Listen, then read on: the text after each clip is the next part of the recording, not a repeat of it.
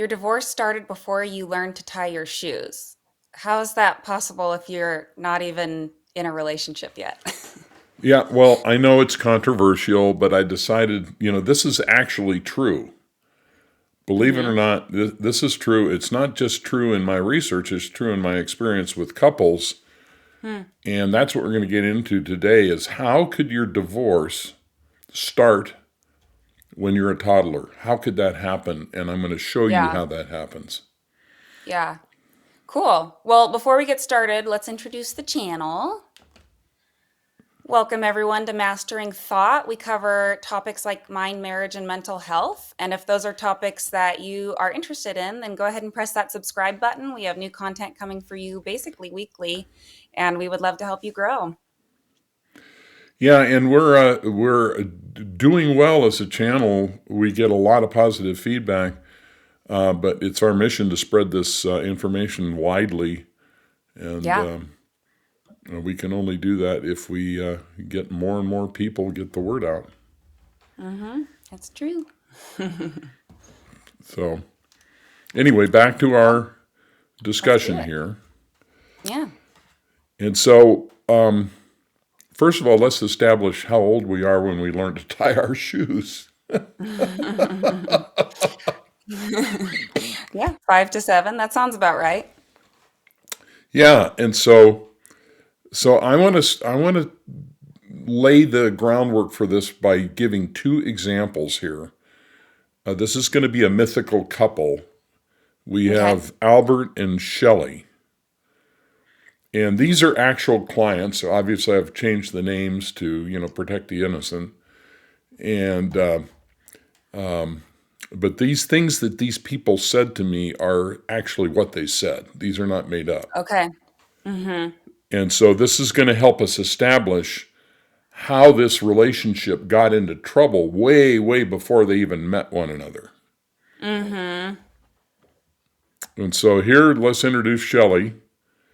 And she literally said this to me. My dad was my first best friend. He left when I was 6 and never looked back. Mm. Yeah, that's how I felt when I heard her say that. It was just like, Yeah. oh, okay. That's what we call in my business a smoking gun. Mm-hmm. And it explains everything about Shelley. Yeah. And then there's Albert. And Albert literally said this. Albert said, living with my mom was like being in a prison.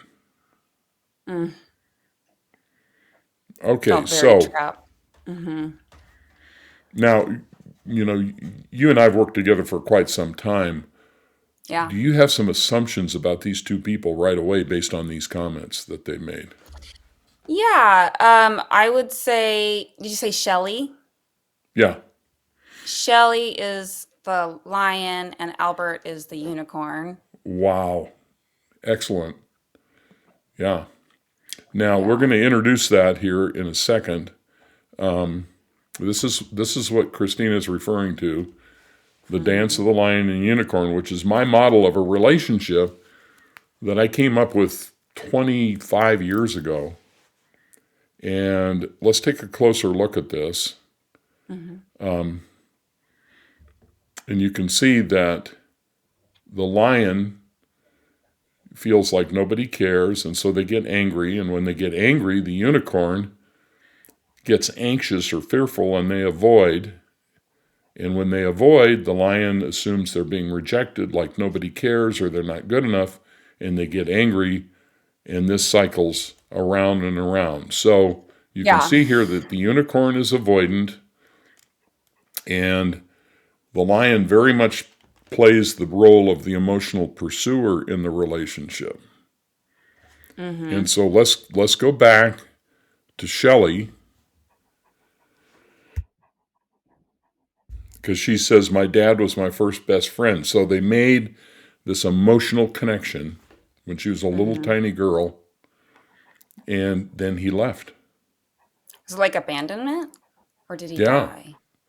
Oh, yeah, and I don't like the word so much abandonment. I like the okay. word rejection. Okay. Because abandonment, to me at least, feels like kind of an amorphous psychology word that, reminds you of Freud or something. But when you Mm, think about personal rejection, that is how Shelley would have interpreted this. yeah. Can I show you something that I think is neat about sign language?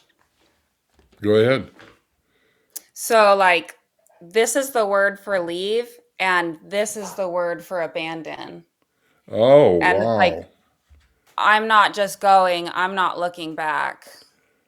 Well, and not But I only do, that, I'm not looking at you. yeah. Do that And I mean, again. that's one of the reasons I love sign language. So, this is to leave, and this is to abandon. And And that reminds me of something you said in another episode when we were talking about your hmm husband. hmm He's a unicorn, and you told him he was hmm a lever, hmm and I had never heard that term. And I keep talking about avoidance, and when you use the word lever, that's such a descriptive word. I thought that was great. hmm Yeah, well, he's not a lever anymore, thanks to this model and us figuring this stuff out. So, Right, and he said because he's not a lever, his golf game is not as good as it used to be. So, it's true. Yeah, poor guy. oh well. Oh So well. now, So so what were we've you gonna say? established But you still prefer rejection? over abandonment Yeah. because abandonment doesn't, to me, it doesn't carry an emotional load like rejection does. Hmm. Now that's just my way of thinking. Sure. So, Yeah. so we've concluded now that, and you very rightly picked up on this, that Shelley is a lion because hmm lions want approval. Let's go back to this. Yeah. Lions want approval, and when they don't get it, they assume that nobody cares. hmm Unicorns want safety, so when they don't get safety, they feel threatened and they get anxious. hmm So let's go to Albert then. So Albert says, living with my mom was like being, and she was a single mother, by the way. hmm Living with my mom was like being in a prison. Okay, so, I have kind of a question about that.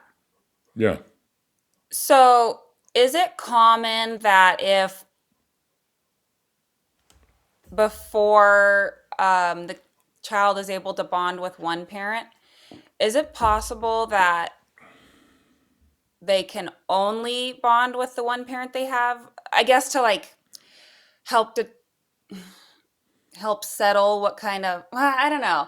Okay, so I'm trying to think about like, if you're responding to your parent and you end up being the the other role, whatever, lion, unicorn. If your Hmm. mom's a lion, you might become the unicorn.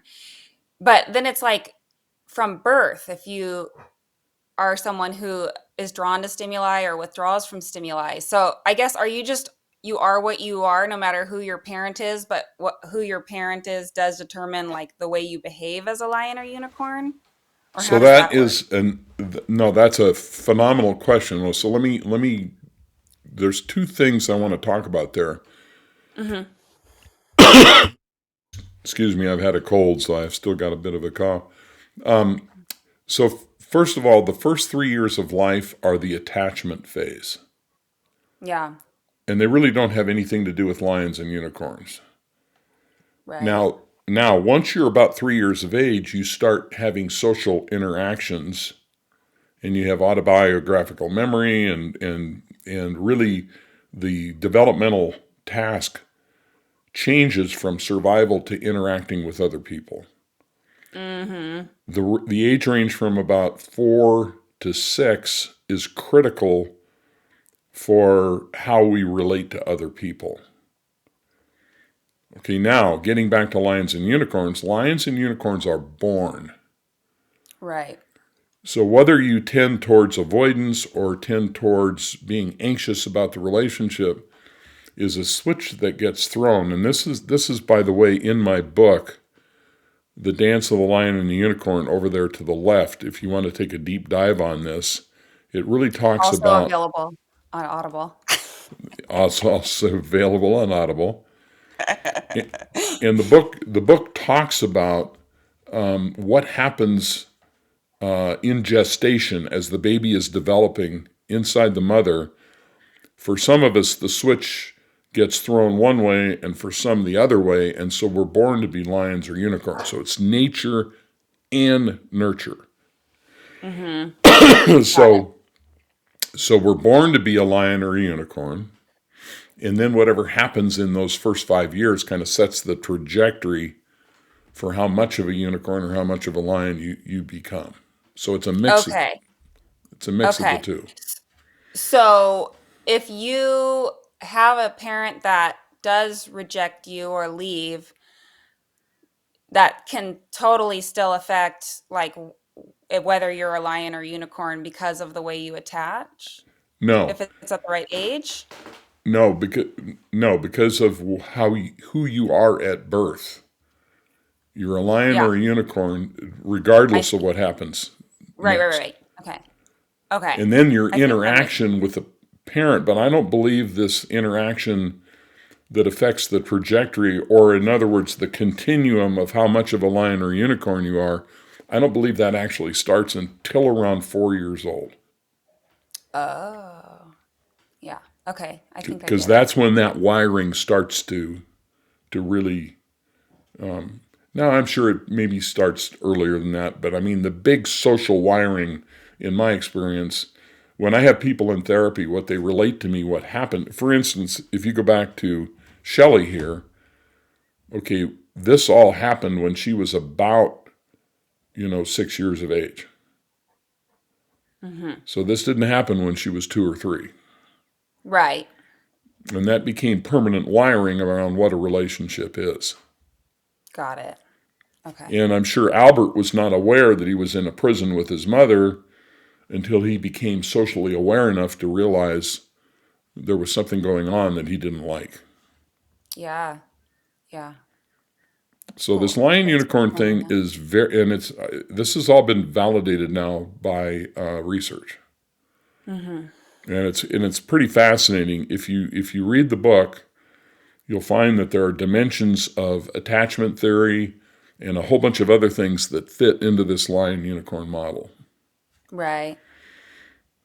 And so, and we talk about this in other videos. So, you know, if you're interested in this, like and subscribe.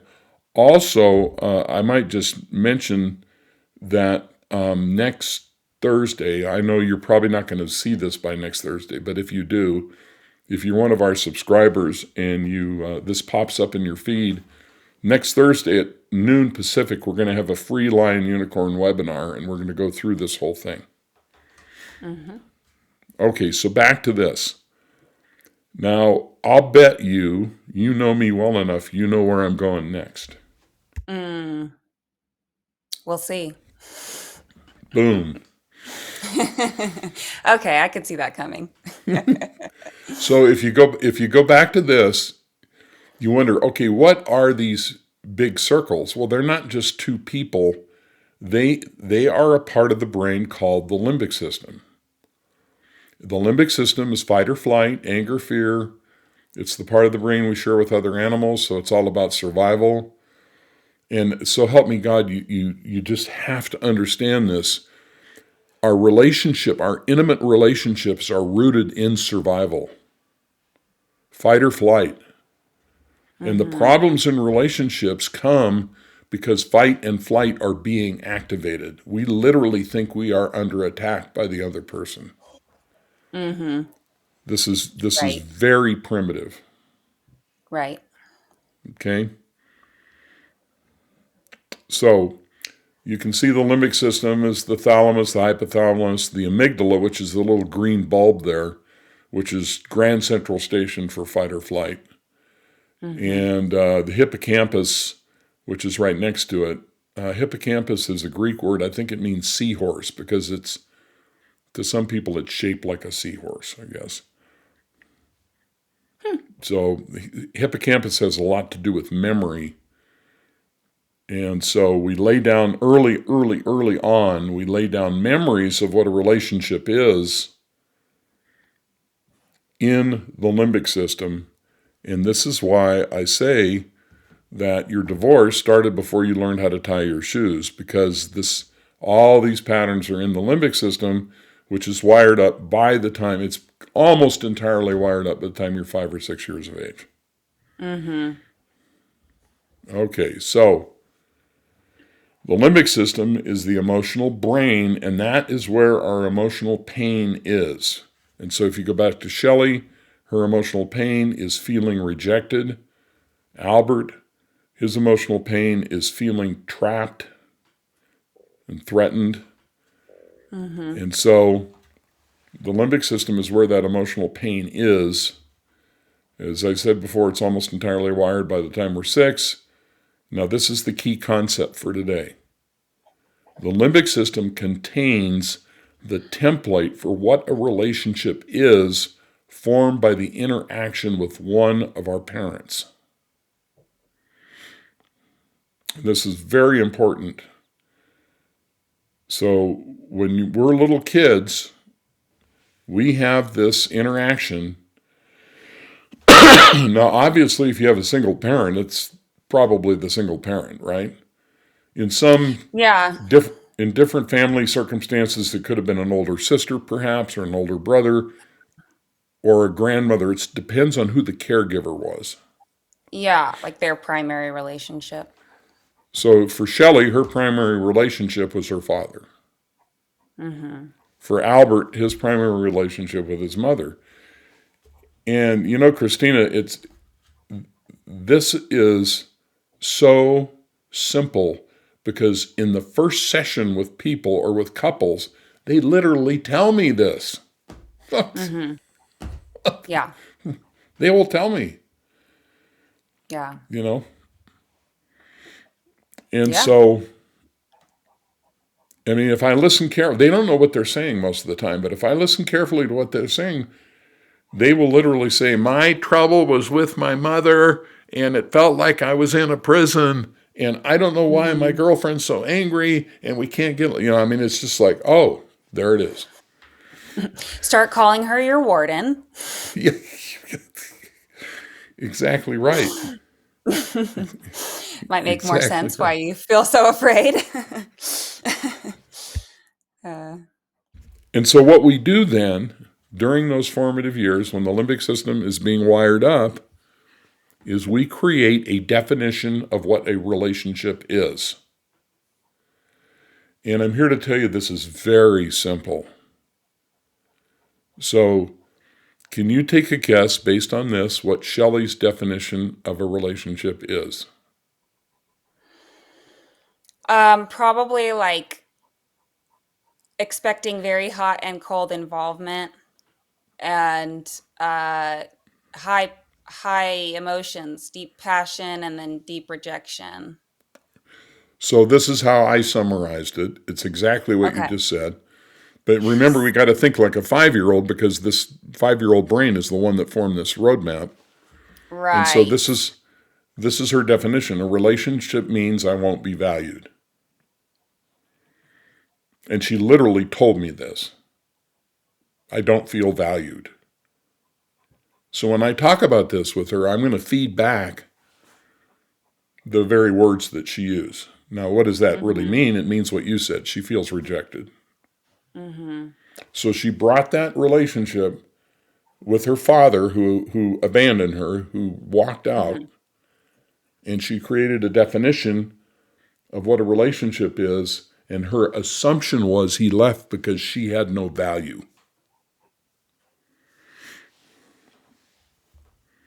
Do you want to take a shot at Albert's definition? Sure. So if we go to the one that says, I felt like I was living in a prison with my mom. Living with my mom was like being in a prison. So I think that he's expecting relationships to be controlling and that he's not going to be safe or have any Right. space. Yeah. Absolutely. So this is what Yeah. I came up with. a relationship is a prison, I must escape. And so, Shelley and Albert get married, and Shelley interprets everything Albert's doing through a lens of I have no value. I'm not being valued.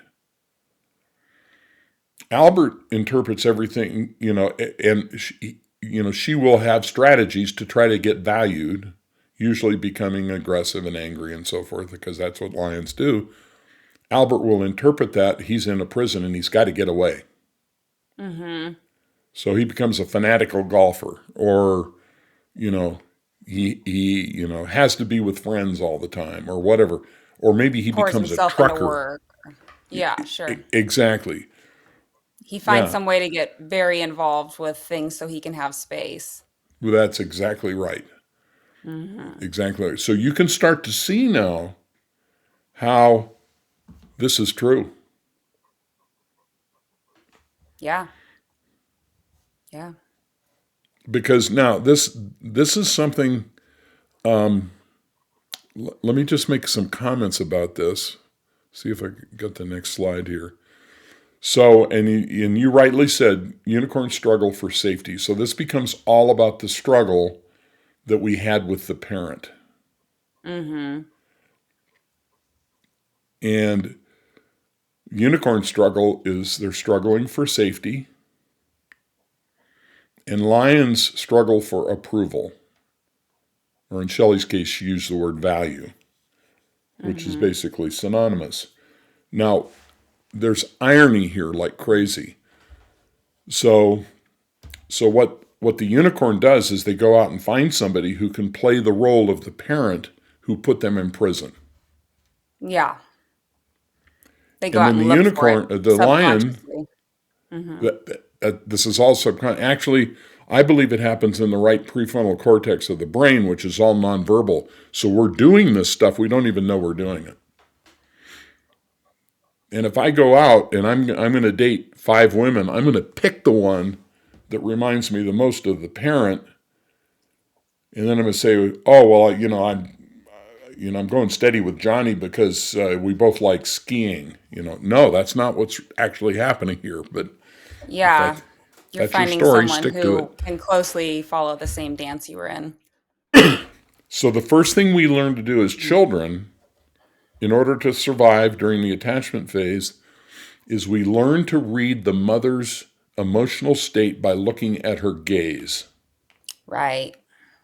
So the first thing we learn as an infant is how to read a face. And so when you look at me and I look at you, we instantly know the emotional state of the person we're looking at because we learn that as young infants. So we're going to go use that ability and we're going to go pick, 9 times out of 10, we're going to pick the opposite type who can play the role of the parent so we can begin to struggle to solve the problem we brought with us from our childhood.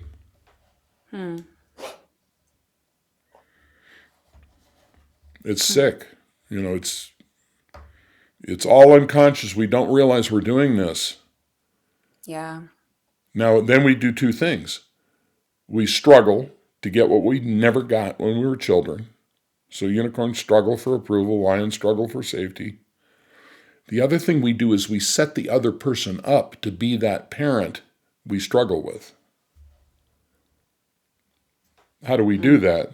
We do that by interpreting everything they're doing through the lens of personal rejection or being pressured and controlled in conflict, even though that's not what we're doing. They're doing at all. But we're interpreting what they're doing through the perceptual lens that we brought with us from childhood.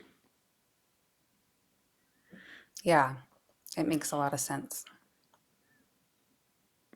So in your relationship, when Brett goes golfing, you interpret that as, oh, he's rejecting me like my mother did. Yeah.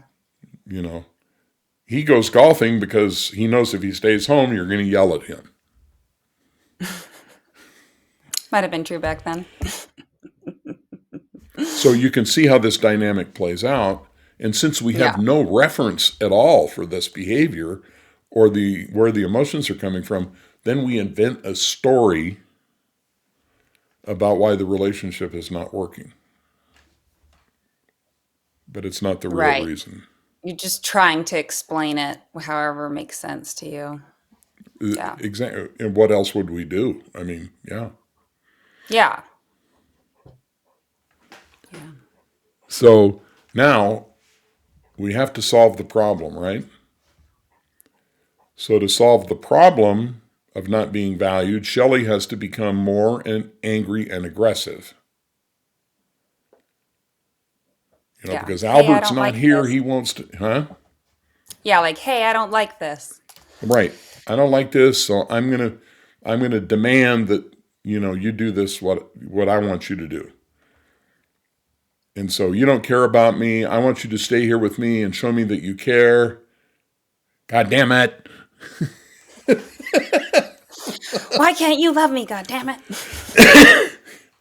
How come you aren't closer? Ah. Yep. And then unicorns, in order to solve the problem, they become more avoidant and unavailable. Mm-hmm. Now, mind you, neither one of these people know they're doing this. Like they just step into it before they realize it. Or you're saying even like it can, yeah, I mean for my husband and I, it was years before we realized that that's what we were doing, and it was only after you pointed it out. Right. Yeah. Usually people, when they read the book, The Lion and Unicorn, it's like all of a sudden, Yeah. oh my God, that's exactly what's been going on. Yeah. And that's like what we were doing with our evenings too. We bought the book and would read like a chapter or two together. Uh-huh. And it was like how we would hang out while we were going through the book. Wow. Yeah. I'm honored. And by the way, there's the book on the left there, The Dance of the Lion and Unicorn. Little shameless self-promotion. Also on Audible. All right, so we're getting to the end here. Yeah. So then the marriage becomes the struggle for what we never got from the parent. And so to make the pain go away, eventually there's a triggering event of one kind or another that pushes us over the edge. And rather than solve the real problem, which is our unfinished business from our childhood, we pull the plug on the marriage, we get a divorce, and we move on.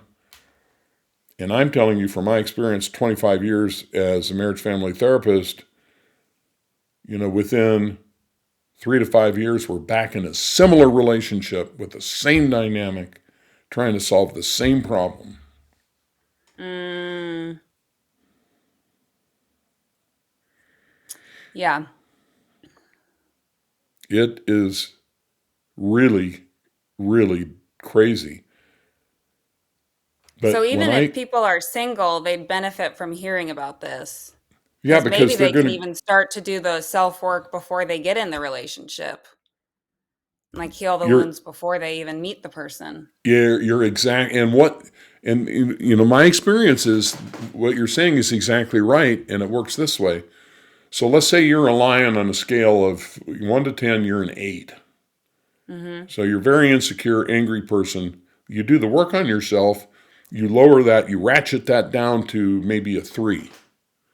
Okay, Mm. now when you go out and you find probably another unicorn, they're going to be a 3 instead of an 8.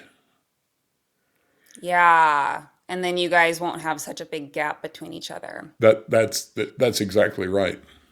Oh, this makes me want to make a workbook or something, Mark. Well, well How to lower your number. yeah. Well, you lower your number by watching your thoughts because this is all being transmitted to us, and we've done lots of videos on this by the voice in our head, by a dialogue in our head that we don't Yeah. even know is there until we look for it. Yeah.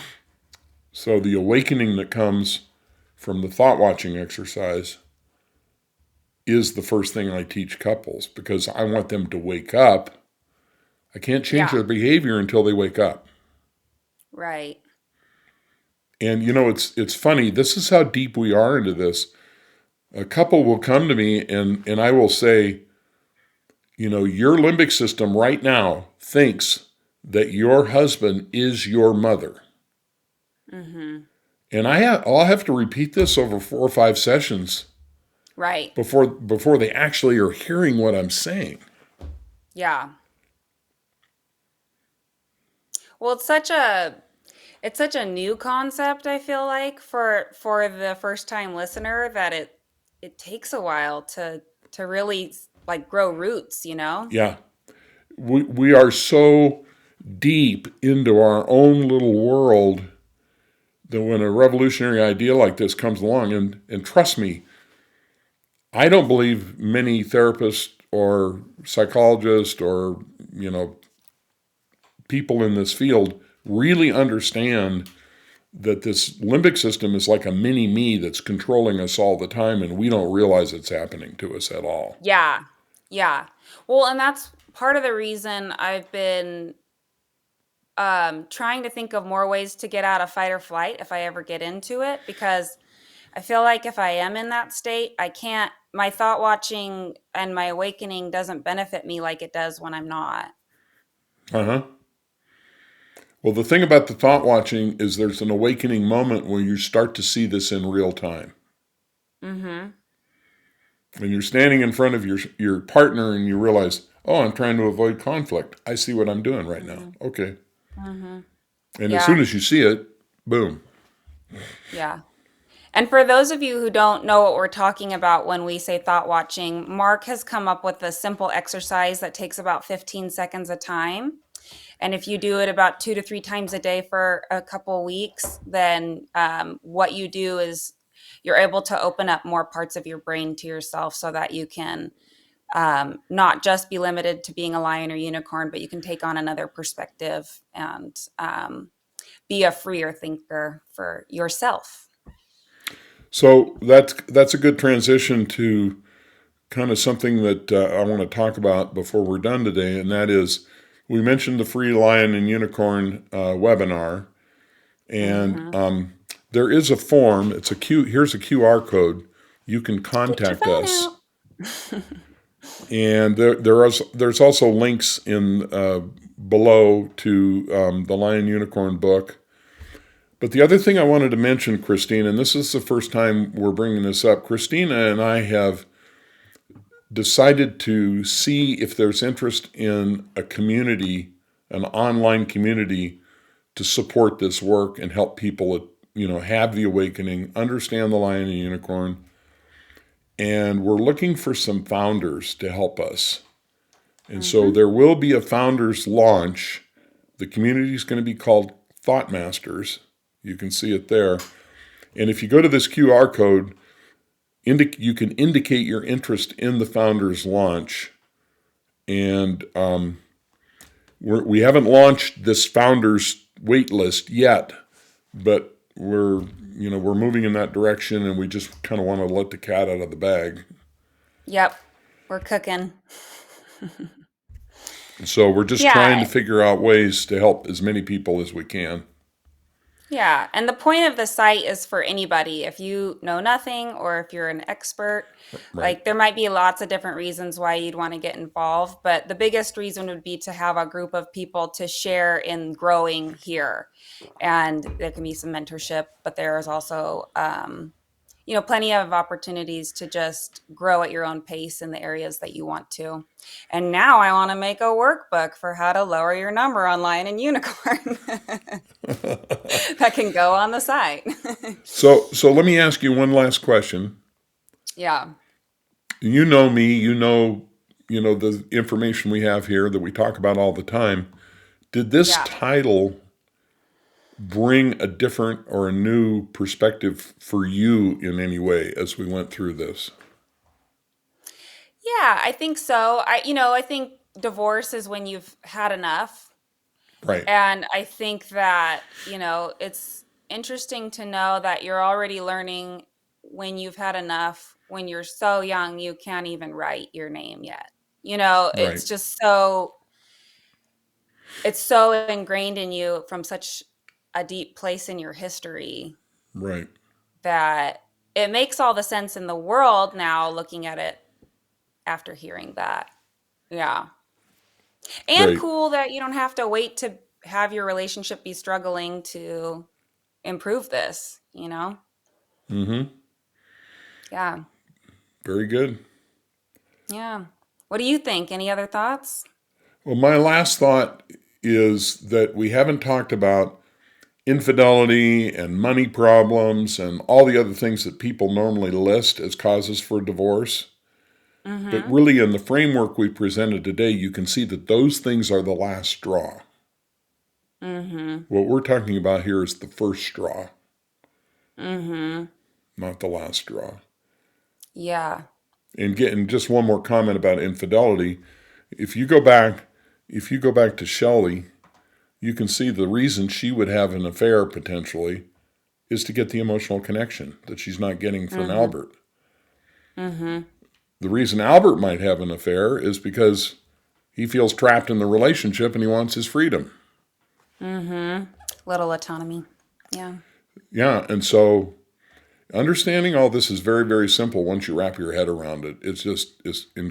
If you go online and you look at some of the posts from some of these so-called mental health professionals, they are lost in space, man. They're trying to orbit the planet Venus or something. This is really simple. Yeah. We have this primitive brain that wants to run our lives, and it has patterns. And once you start seeing the patterns, you realize, wait a minute, I don't need to be stuck in this anymore. Yeah. And I like what you say too. You'll say like, okay, say what you just said, how a 5-year-old would say it. Right. And that often makes it a lot simpler to get to the root of what you're trying to untangle. Very good. Yeah. All Cool. right. Until we Well, meet I hope to again. see you guys on, yeah, thanks. I hope to see some people on the webinar. And it was good talking today, Mark. And please like and subscribe and join us next time. Sayonara. And look for the cards for the 2 videos that we're going to link here.